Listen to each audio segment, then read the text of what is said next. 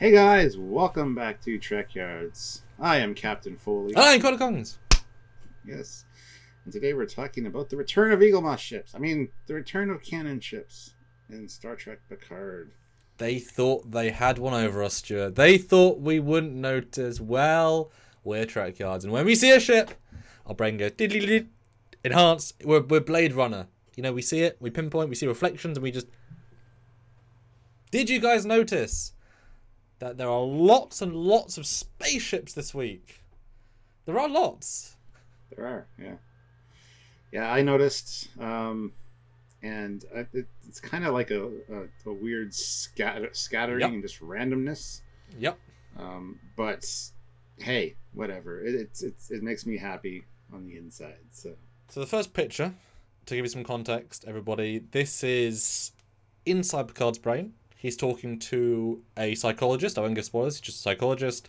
Now, is this based on a memory? We don't know. Is this a real uniform? We don't know. Is this meant to be a real set? We don't know. Is it meant to be a compression of real life events? We don't know. But what we do know is that behind psychologist Boltar, that's a good name, is the next picture. I skimmed and found, obviously, it most times out of focus and is always a long way away, but we can see that they have a plethora of things, and very clearly Eagle Moss based on the on the stands, undisputable. So if this is real Picard brain memory, then these are what he chose to put. And if they're not, what do these specific things mean? What do you think? Now you're seeing them and you can sort of stare at them in zoomed in.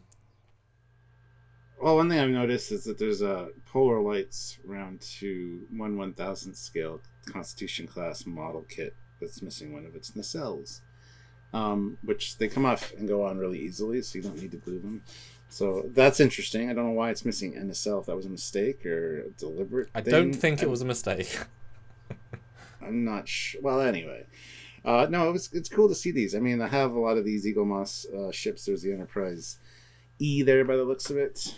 K7, regular one I don't have yet, but and I think it's also polar lights around to Enterprise B kit.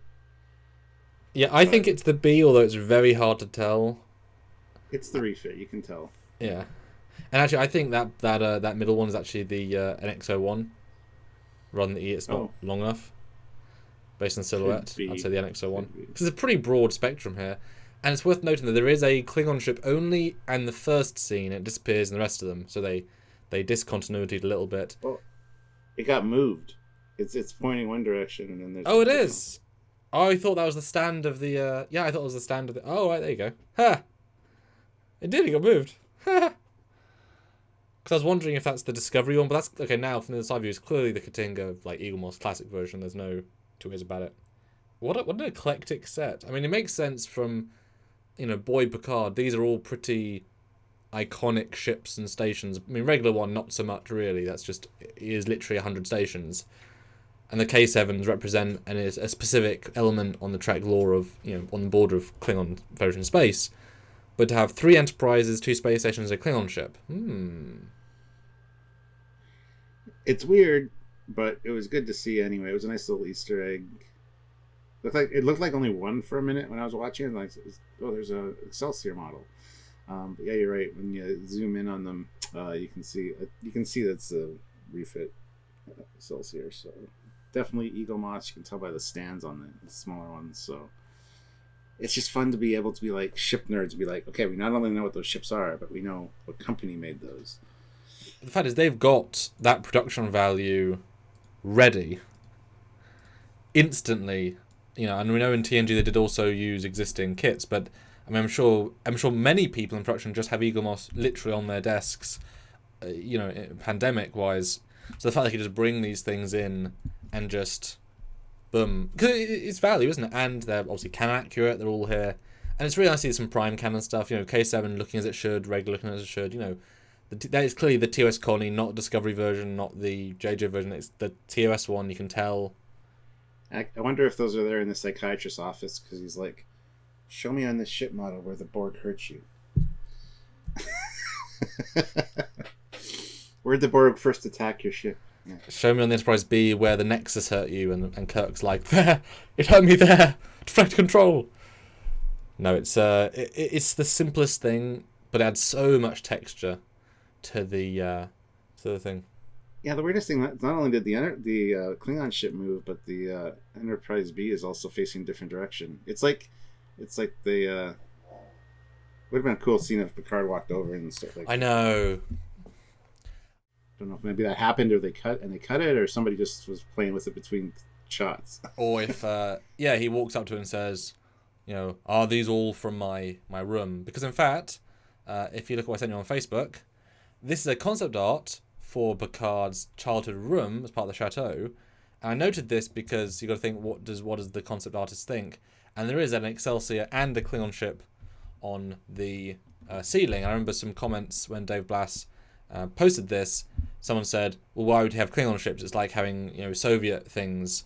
And someone else said, yeah, people who like ships, like it doesn't really matter what side you're as a kid. Maybe if you're an Air Force Marine, you're not necessarily going to have your enemy's fighters on your desk, but when you're a child, it's sort of there's an abstractness to it, and so this is Klingon Civil War stuff. Yeah, it's like plane models. I mean, people that collect plane models love the enemy like plane models. Like that's the silliest comment I've ever heard. So ever said that, I don't know what's wrong with you. So the fact that this was concept art for his room, and you see either Excelsior, Enterprise B, and D7 made it onto his fictitious brain linked to childhood scene. Just want to point out some continuation. I'm sure they're linked. I'm sure that was a deliberate point. There you go. Event attention to detail there. Small little fun thing out of this episode, and we're happy to see it because we love ships and we are the ship guys. So. And even though it makes Eagles canon, they're canon fictitious.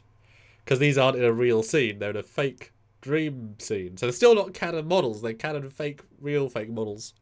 Sorry, Ben, almost.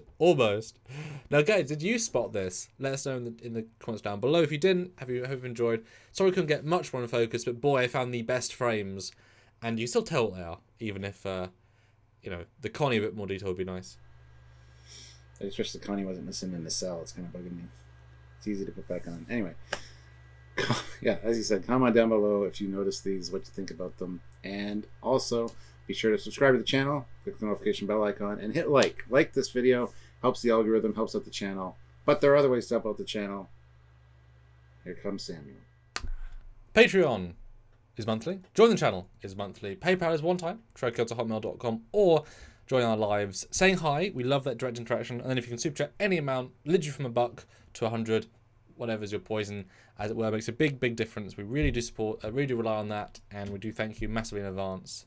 Really do. Thank you so much. And join for the next review, breakdown, theory, and all the above. That's right. So until then, he is Commander Cockings. He's Captain Foley. See you later. Bye, guys.